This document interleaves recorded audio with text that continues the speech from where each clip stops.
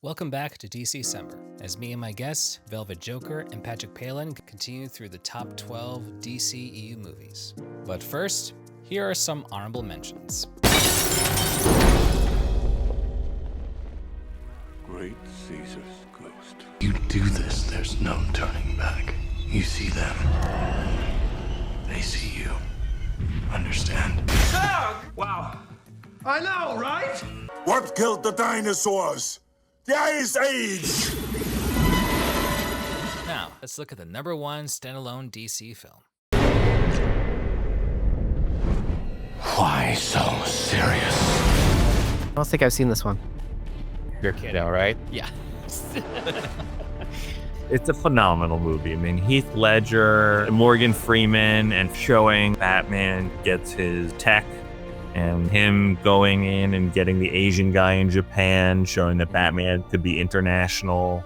Top with Heath Ledger's acting performance, it was like nothing we had ever seen before, and it was like with the magical Joker, and it was fun and scary and action-packed.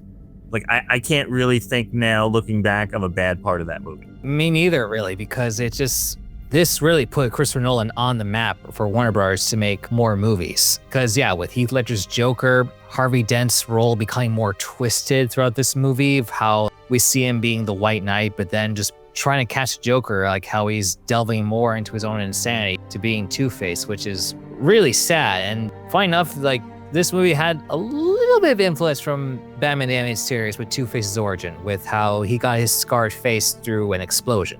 Whereas it's usually just acid thrown in the face. Yeah. At least we had like a little bit of an on-screen version of that with Forever, but I think the explosion works a little bit more practically.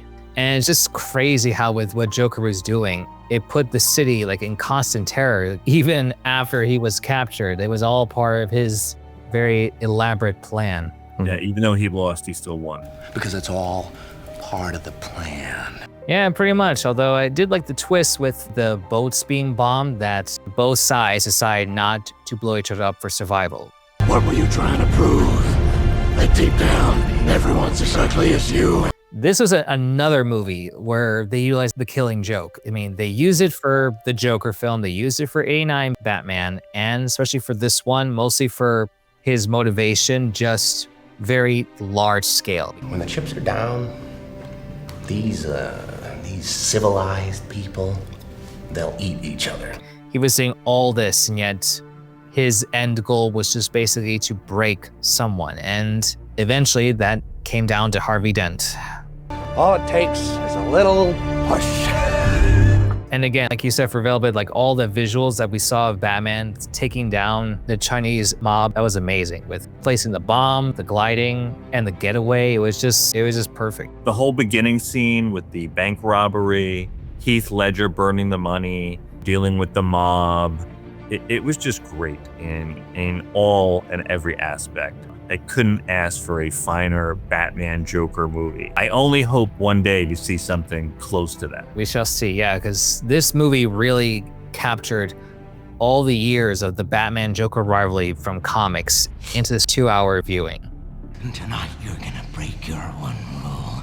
I'm considering it. And I like the fact that at the end, how he decided that he doesn't want to be celebrated as a hero. He doesn't mind being the villain, to be blamed for Harvey's murders. It's a brilliant way to end that movie, because like, what's the most heroic thing you could say is to sacrifice your life for somebody, right? But then to continue going on and have your legacy tarnished and for people to believe you're a murderer. That's one thing I'll say about for this and Batman Begins, since they're both at the top two, is that Batman's whole thing in these movies is that he doesn't want to kill.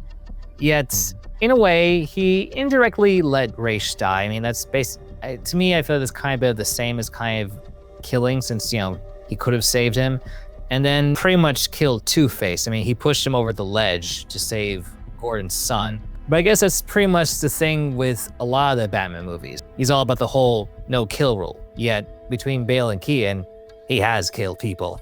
I could definitely see it being a little bit of an eyebrow raiser with the Michael Keaton movies. I think with Batman Begins, with Ra's, the way I see it is Bruce saved Ra's in the beginning of the movie from dying in an exploding building, right? And then towards the end of the movie, in a very poetic way. He's in a very similar situation again with Raish, where you're going to die if you stay here unless you get out, and I can help you. But last time I did that, you came back and burned down my house and tried to destroy my entire city, and you didn't like that I saved you. So I will, now that I am back in the same position, I am going to leave you be. I won't kill you, but I don't have to save you. It could be argued that he indirectly killed Raish, but the situation feels so similar to what the two were already in at the top of the movie in the first act that I feel like it's understandable. Tell that's Talia. That's a good point. Like with the Harvey Dent thing, with the entire city believing that Batman just flat out murdered Harvey Dent, and then Batman taking the fall for that. I like that the consequences seemed to naturally follow. Like, yeah, Batman did kill Harvey, and then the consequence was now everybody thinks you murdered him, and then Batman's living with the consequences of that. Like, you know what, this is still better. Let's leave it this way. I'll be that. So that way we don't completely reverse all the good work that Harvey did as district attorney. And that speech that he gives at the end during that scene is pretty classic.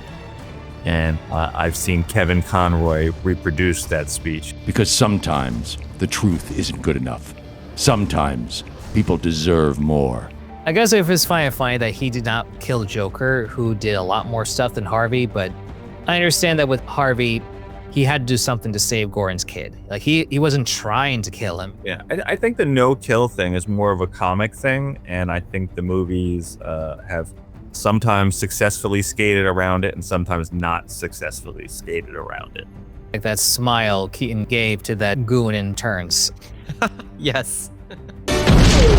Or him shooting up people with the Batwing. Yeah. And he was shooting people up in the streets. And don't get me started on Batman v Superman. He killed a lot of people with that damn car.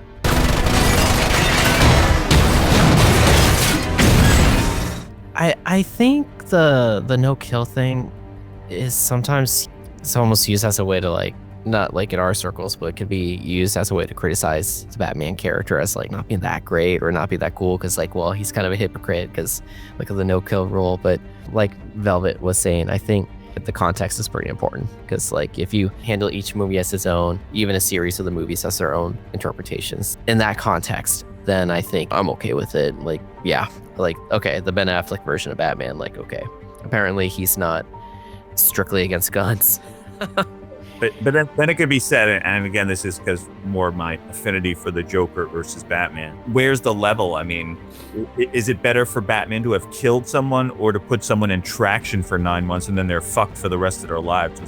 Well, I like to think that that type of damage that he inflicts on people is in correlation to what they've done, whether it was in the moment they were caught by him or what they've done in the past. I think some DC comic writers do make almost a parody of Batman's physical retribution, where they'll make it look like he's gonna beat you up equally as bad, whether you're a pedophile or a jaywalker. But yeah, some writers, I think some writers kind of make him. It's all with the context because, yeah, you want to try to follow a code, but sometimes, you know, things happen where, like, you have to make a decision. He is called the Dark Knight. Like, he's the knight not in shining armor, but he basically is the self-appointed knight. It's definitely his own code. That's for sure.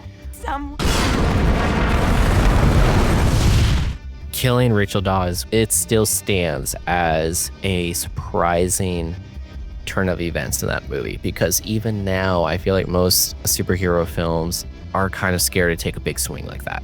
Yeah, and that's like a Robin's death sequence thing with Batman trying to get to the building that's set to explode but doesn't make it in time. Not my favorite love interest, but I get it with the whole childhood friend that, you know, sees the good in Batman where they could have been something, but it just wouldn't work out. Which version do you prefer? Maggie Gyllenhaal or Katie Holmes? I kind of like Maggie. I kind of like Katie. I can't decide.